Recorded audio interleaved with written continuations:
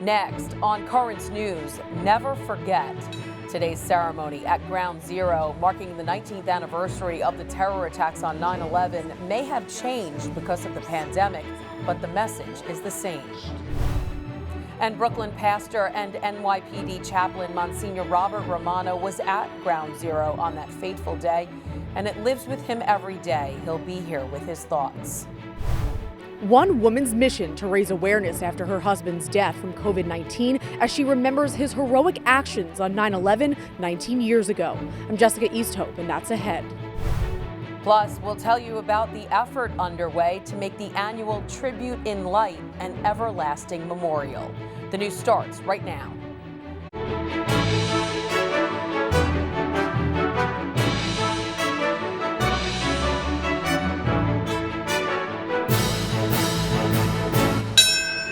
"19 years, a scaled-back ceremony, but the same silence." Good evening, I'm Christine Persichetti. The pandemic may have changed the tribute, but New Yorkers remember that nothing can take back the attacks on September 11, 2001. And the number of lives lost just grows with time. Every day is a struggle for those who lived through that fateful day, but things only got worse for survivors when the coronavirus arrived at Ground Zero. Currents News' Jessica Easthope has the story of one couple. 9/11 brought them together, but COVID-19 tore them apart. This is the photo after we got married. Victoria Burton's husband, Mike Hankins, was one of a kind. Mike was a gentleman. He really liked to make people laugh. He dedicated himself to serving others. As 9/11 first responders, Mike and Victoria were given the horrific task of identifying human remains from Ground Zero. Mike for the FDNY, Victoria for the NYPD's crime scene unit. That's where the two met. With all of the chaos, all the destruction, all the death, I found my soulmate. You're investigating the origins of fires. After serving the city of New York as a fire marshal for 25 years, Mike retired. It wouldn't be until years later he would develop gastroesophageal reflux disease and severe sleep apnea related to his work at Ground Zero. He was certified with the GERD as being attributed to 9/11, but he was in the process of having the sleep apnea attributed to that also, but he passed away before it was completed. In March, Mike was diagnosed with COVID-19, and after nearly a month-long battle with the virus, he died on April 2nd. It's been a glorious year, and just 2020, I have good vision for this. Get it? Mike was gone in an instant, and Victoria wasn't able to say goodbye. I could not believe the turn that this had taken. Mike was registered with the 9/11 Victims Compensation Fund, and like those who were also diagnosed with 9/11 related health issues, Mike was more susceptible to the deadly effects of the coronavirus. It's dangerous for all of us, but for these people, even more so. It's heart-wrenching. Barish and McGarry is the law firm that represents 9/11 survivors. They've had nearly 100 clients die from COVID-19, and they're now making claims that the loved ones they leave behind are owed. The widow or the family member would be entitled to hundreds of thousands of dollars for his pain and suffering. But for Victoria, you can't put a price on Mike's life. You can give me millions, it doesn't replace them. The way Victoria's paying tribute to her heroic husband this year on 9/11, she's raising awareness about COVID-19. This is very serious, and people are dying. I don't want him to be forgotten about. 19 years later, her heartbreak has doubled, but her mission is to make sure we never forget. In Jamaica, Jessica Easthope, Currents News. Another first responder and COVID-19 survivor is doing all he can this anniversary to warn others. Currents News spoke to John FEAL at the height of the coronavirus crisis. All 9/11 responders need to heed the advice and be careful and just wait this out. You fought for 18 and a half years not to die from 9/11. Do not let COVID-19 take you away from your family. It is so important that we listen to these experts. And if anybody is showing symptoms, anybody has a fever, anybody has a cough, anybody can't breathe, then get to the doctor. I did. Nothing scares me. Nothing. I'm not as scared of anything. This scared me. I thought I was going to die. FEAL nearly lost his life at the World Trade Center, and this year had another brush with death when he contracted the virus. This morning he held a ceremony on Long Island that included a special tribute to the nearly 40 9/11 survivors who have died from COVID-19. FEAL played a key role in convincing Congress last year to fund the victim compensation program through 2092. There's also a push tonight to make Ground Zero's tribute in light permanent every September. The first appearance of the twin beams came 6 months after the attack, and they've lit up the sky every September since. Just weeks ago, that was all in jeopardy when word got out of a planned cancellation because of the ongoing pandemic. Now the chairman of the committee behind the tribute is saying we should raise money to build it permanently so that it's not a burden on taxpayers. Across the country, other memorials are unfurling. Despite the pandemic, American flags at the White House and U.S. Capitol are flying at half-staff to honor the victims. 9/11 remains the single deadliest terrorist attack in history, with nearly 3,000 people dying that day. At the Pentagon, the day started as the American flag rose on the side of the building at sunrise. A moment of silence was then held in honor of the 184 people killed there. Families of those killed when Flight 77 struck the building were not at the ceremony, but they were able to visit the memorial in small groups throughout the day. Top government officials spoke at the event, while President Trump paid tribute in Shanksville. Together they charged the cockpit. They confronted the pure evil, and in their last act on this earth, they saved our capital. In this Pennsylvania field, the 40 intrepid souls of Flight 93 died as true heroes. Their momentous deeds will outlive us all. The president went on to say that the heroes of Flight 93 are an everlasting reminder that America will always rise up, stand tall, and fight back. One man who spent months at Ground Zero ministering to the first responders and the families of victims was Msgr. Robert Romano, the pastor of Our Lady of Guadalupe in Brooklyn and NYPD chaplain, calls 9/11 the most significant event in his priestly life. Msgr. Romano joins us now. And Msgr, first of all, thank you for everything you did on 9/11 and the days, months, and years after. It's been 19 years. People are still mourning. How is today for you? Bittersweet in the sense that it's always good to remember. But this year, unfortunately, we couldn't do the remembering that we always do because of COVID-19.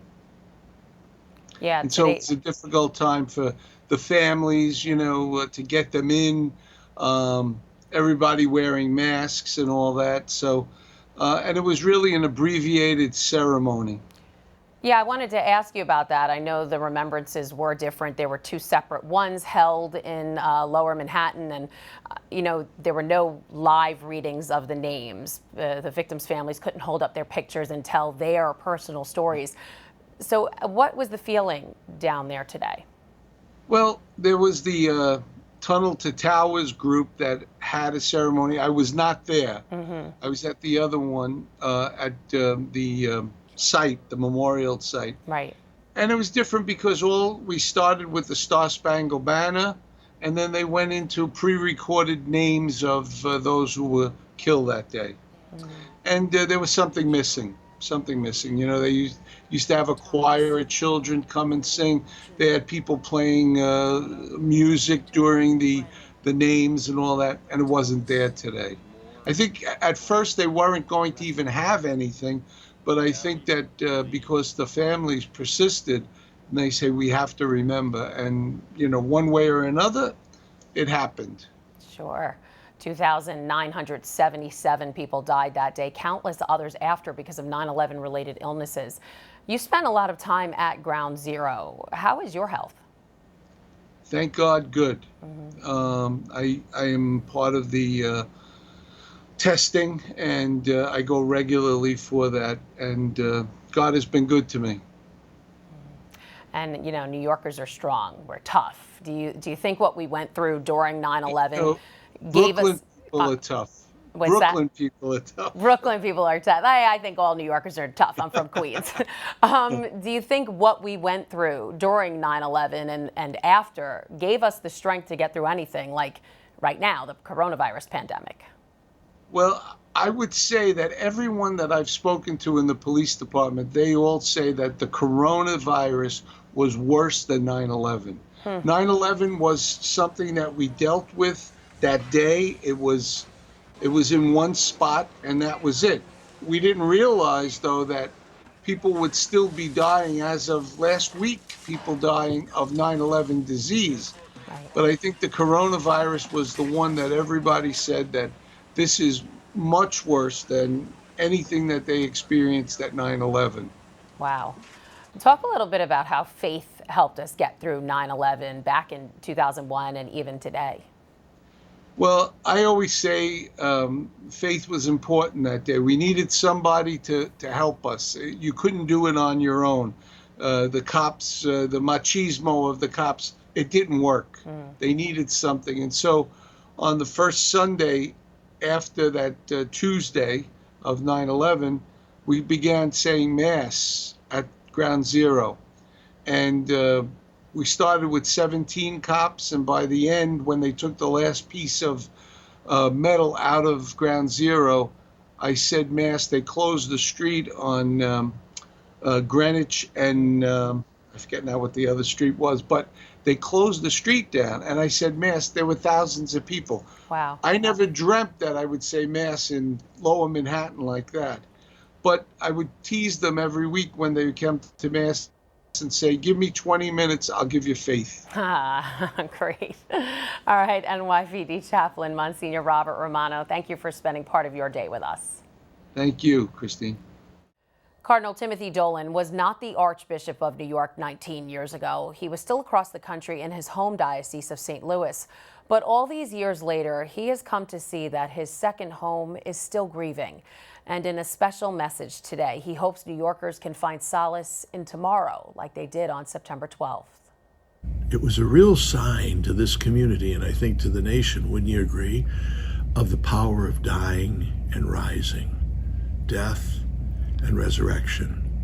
Good Friday, Easter Sunday, that day of terrible suffering and death and misery, 9/11, 9/12, people took a deep breath, said a prayer, and started the work of rescue and rebuilding and renewal.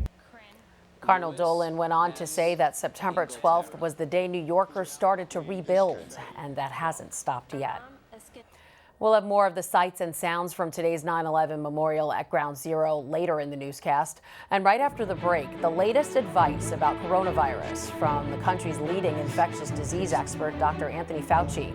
Plus, the medical team from New York dispatched across the country to help at no charge in the communities hardest hit by COVID-19. And a top Vatican official is in quarantine after testing positive for the virus. We'll have the latest on Cardinal Luis Tagle coming up on Currents News.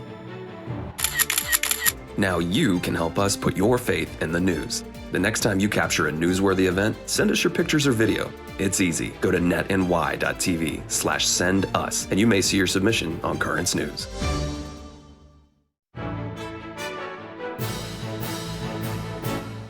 Hunker down. That's the warning from Dr. Anthony Fauci, the head of the National Institute of Allergy and Infectious Diseases. He says coronavirus isn't going anywhere, and it's likely to get worse again in the fall and winter.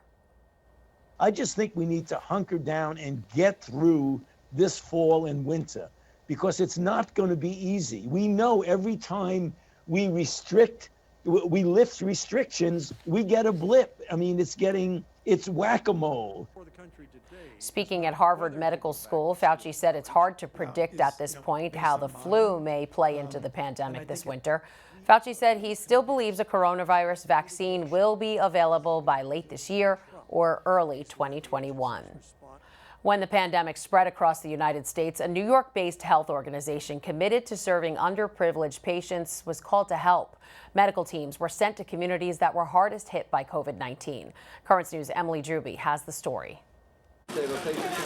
When the coronavirus pandemic hit New York in March, a dedicated team of experts from SOMOS Community Care quickly took charge to help those affected the most, many of them with large populations of Latinos and African Americans, communities hit hard by the pandemic.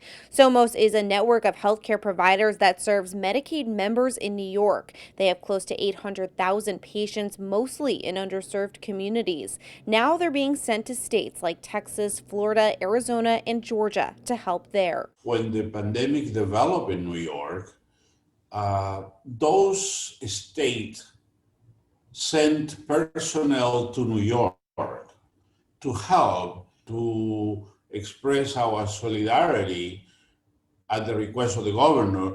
We sent our personnel to help in those states. Their help was much needed. Lo que hemos encontrado. We found a lack of access to healthcare services, in this case, testing. Information on education and how we behave at home, what to do with kids, grandparents, doesn't exist or is very limited.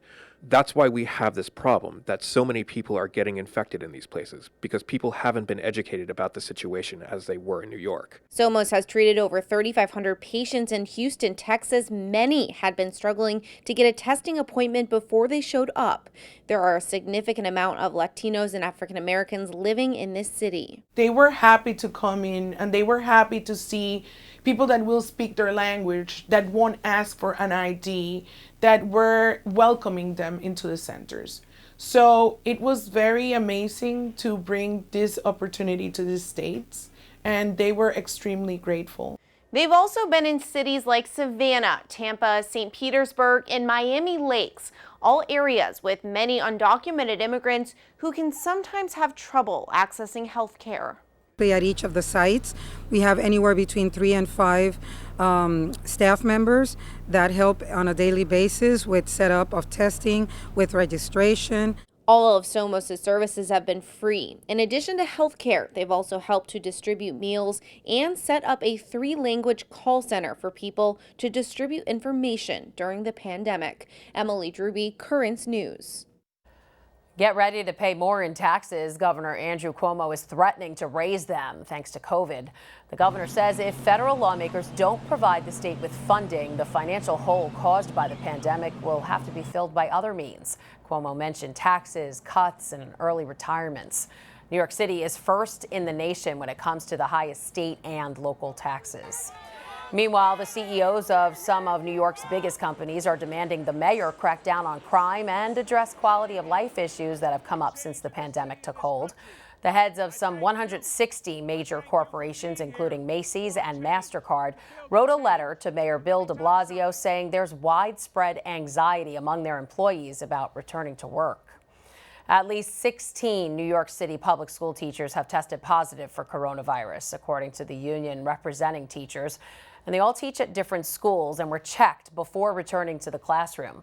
Teachers started reporting to schools this week to prepare for the delayed opening of schools on September 21st. This is putting the city's tracing program to the test to see who will need to be quarantined and tested. Catholic schools are facing a dramatic situation because of the coronavirus crisis, according to the Vatican. The Holy See's Congregation for Catholic Education publishing a letter on the crisis yesterday. They warned schools without government support, quote, risk closure or radical downsizing. While the Vatican officials commended schools for adapting to the crisis, they emphasized distance learning is no substitute for being in a classroom. A top Vatican official has tested positive for the coronavirus. Cardinal Luis Tagle, the head of the Vatican's evangelization congregation, testing positive after landing in Manila yesterday. The Vatican is confirming the cardinal is asymptomatic and he will remain in quarantine in the Philippines. The Holy See's press office says they are conducting checks on everyone at the Vatican who Cardinal Tagle came in contact with. The cardinal was tested on Monday while he was in Rome, but that result was negative.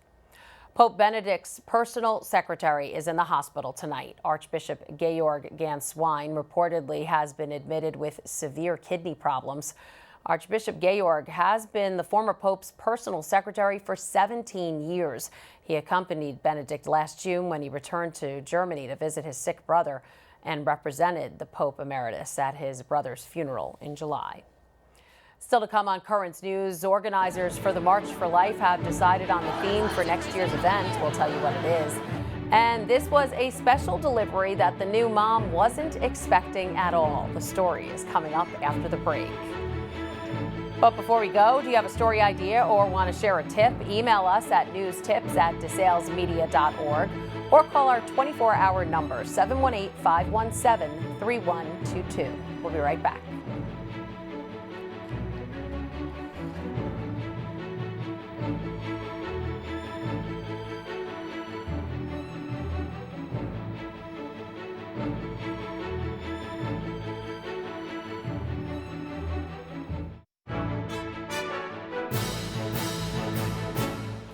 After a year where it seems the country is so divided, March for Life announces the focus of its 2021 event will be unity. The theme for the 48th annual event on January 29th, 2021 is Together Strong, Life Unites. The march happens every year near the anniversary of Roe v. Wade as a protest of the Supreme Court's 1973 ruling, which mandated legal abortion nationwide. A California couple is celebrating the birth of their newborn baby. She arrived early and quickly in a moving car. Michelle Guile has the incredible story. A newborn screams, and quite a story to tell, as the baby was delivered along the 91 freeway in Cerritos this morning by her own mother in the front seat of the family's Toyota 4Runner. All right, perfect. Nice job, Dad. Mitch Kilmer was able to cut his daughter's umbilical cord with help from LA County fire crews. They even recorded the special moment. I've been telling my husband that baby's coming, baby's coming. In a few seconds, the baby's out. I was so nervous because it's the freeway and we don't have car seat. We have the baby, and here you go. There's a beautiful baby. The Los Alamitos father says he tried his best to get his wife Shane to Anaheim Regional Medical Center after the expectant mother went into labor 3 weeks early. But little Mackenzie was in a rush and nothing could stop her. And I'm just saying, okay, honey. And sure enough, 10 seconds later, I start hearing the baby cry. And she gave birth while we were driving down the freeway. On top of that, big sister was in the car too.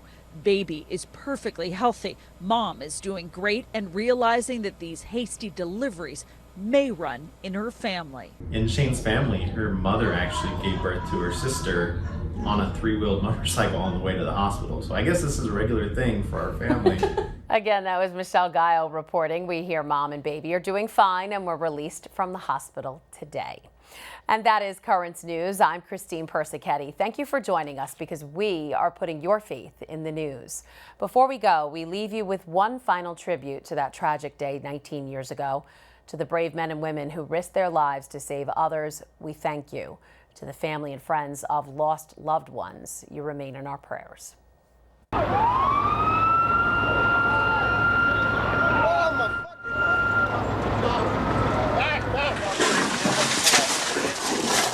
Sands Jr., Aileen J. Santiago, Eric Adam Stallman, Gregory Stipe, Wei Ching Chung, Siri Sr., Juan Pablo Cisneros, Harry Blanding Jr., Marie Alonzo, Michael Joseph Corley, Thomas Harold Bowden Jr., Donna M.